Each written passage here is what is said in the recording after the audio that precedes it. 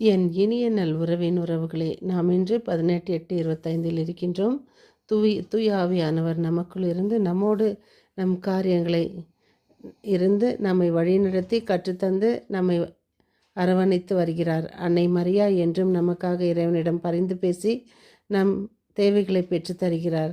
நாம் தினம் தொடர்ந்து வாசித்து கொண்டு வருகிற சங்கீத தொடர்ச்சி நீங்களும் என்னோடு வாசித்து கொண்டு வருகிறீர்கள் என்று நம்பி இதை உங்கள் முன் வாசிக்கின்றேன். சங்கீதம் 101 4, 5, 6. இன்றைய வாசகம் நீதி தலைவர்கள் நூலிலிருந்து 2:11-19. இன்றைய தூய நற்செய்தி வாசகம் மத்தேயு 19:16-22. தங்களை சுற்றி வாழ்ந்த மக்களினங்கள் தெய்வங்களை பின்பற்றி வழிபட்டு ஆண்டவருக்கு சினமூட்டினர். அவர்கள் ஆண்டவரை கைவிட்டு பாகாலுக்கும் அஸ்திரோத்துக்கும் ஊழியம் செய்தனர்.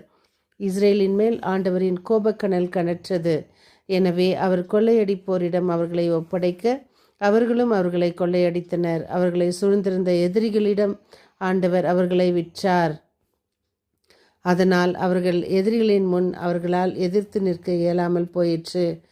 ஆண்டவரின் கோபம் எவ்வளவு அவர்கள் மேல் இருந்ததோ அதே நேரம் அவர்கள் துன்புற்று ஒடுக்கப்பட்ட போது அவர்கள் மேல் அவர் இரக்கமும் கொண்டார். ஏனெனில் துன்புறுத்தப்பட்டு ஒடுக்கப்பட்ட அவர்களின் அழுக்குரலை கேட்டு ஆண்டவர் அவர்கள் மீது இரக்கம் கொண்டார். ஆனால் அவர்கள் ஒவ்வொரு நீதி தலைவர்கள் இறந்த பொழுதும் வேற்று தெய்வங்களை பின்பற்றியும் அவற்றுக்கு ஊழியம் செய்தும் அவற்றை வழிபட்டும் தங்கள் மூதாதையரை விட இழிவாக நடந்தனர். அவர்களுடைய தீய பழக்கங்களையும் முரட்டுத்தனமான நடத்தையையும் விட்டு அகலவில்லை.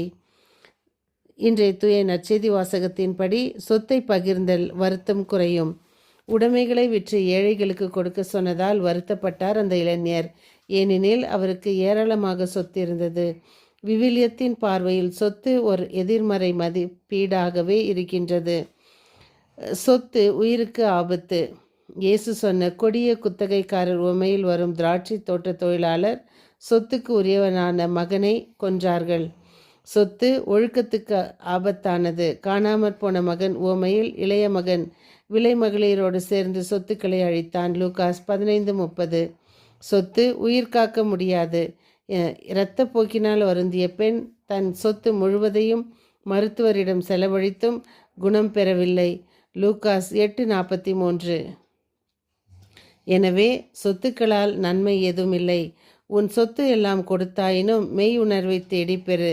நீதிமொழிகள் 4:7 என்ற இறைமொழிக்கேற்ப சொத்துக்களை பகிர்ந்து கொடுத்தால் ஆண்டவர் தாமே நம் உரிமை சொத்து.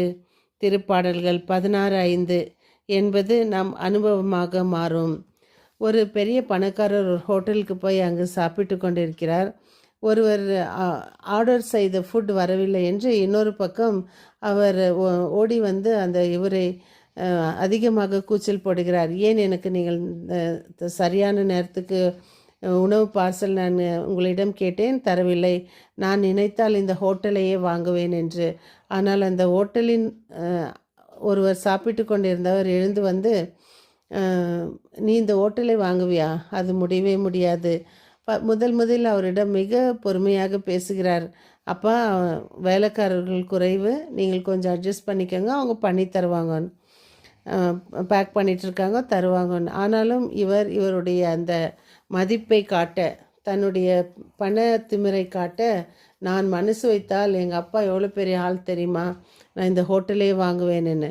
அப்போ அவர் சாப்பிட்டு வந்து சொல்கிறாரு, இந்த ஹோட்டல் உன்னால் நிச்சயமாக வாங்க முடியாதுன்னு. அப்போ அவரிடம் கேட்குறாரு, என் பணபலன் என்ன தெரியுமான்னு. உன் பணபலன் என்னவாக இருந்தாலும் சரி, நான் இந்த ஹோட்டலின் உரிமையாளர், நான் இதை கொடுத்தால் தான் நீ வாங்க முடியும், அதனால் நீ வாங்க முடியாது. உன்னுடைய அப்பாவை எனக்கு தெரியும், உனக்குத்தான் என்னை தெரியாது என்று. அப்பொழுது தான் இவனுக்கு புரிகிறது அவர் எவ்வளோ பெரிய ஆள் என்று. அதே போல்தான் சொத்து ஒருவருக்கு இருந்தால் எதுவுமே நம்மால் வாங்க முடியாது. நாம் சொத்தால் எதுவுமே சாதிக்க முடியாது. இறைவனே நாம் சொத்து என்று வாழ்வதே இறைவனுக்கு பிடித்தது. அதனால்தான் நம் ஆண்டவர் தாமே நம் உரிமை சொத்து என்பதை திருப்பாடல்கள் 16:5 சொல்கின்றது. இதோ இந்த பணக்காரரை போல் ஒரு பெரிய அந்த நமக்கு அந்த இடத்தில் பொறுமையை அவர் கடைபிடித்திருந்தால், பொறுமையினால் அவர் அமைதியாக இருந்திருந்தால் அவருக்கு அன்று பாடம் புகட்டப்பட்டு இருக்காது. ஆனால் அவர் தன் அந்த தன்னுடைய அந்த இதை இழந்த பிறகுதான் அவருக்கு உண்மையாகவே அன்றைய தினம் அவருக்கு உண்மையாக ஒரு நல்ல பாடமாக அமைந்தது. சொத்து என்பது எவ்வளவு நமக்கு இருந்தும் நாம் பொறுமையாக இருக்க வேண்டும் என்பதை அவருடைய அந்த ஓட்டல் உரிமையாளர் அவரிடம் சொன்னதை கேட்டு அவர் அன்று மனமாறினார். அவர் தந்தையிடம் போய் சொல்கிறார், இவர் என்னார் என்று. அதனால் அந்த ஒரு பெயரை கேட்டவுடனே அவர் தந்தை ஓடி வந்து அவரிடம், ஐயா, தன் மகன் செய்தது தவறை மன்னியுங்கள் என்று. இதான் சொத்துனால இன்னைக்கு ஒருவரை குடும்பங்களை, உறவுகளை, நண்பர்களை, குடும்பத்தில் பிரிவுகளை கொண்டு வருவது சொத்துத்தான்.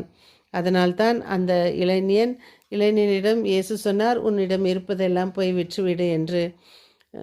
இதோ நாமும் இந்த வசனத்தின் பிரகாரம் வாழ முயற்சி செய்வோம். மீண்டும் சந்திக்கும் வரை உங்கள் அன்பு தோழி.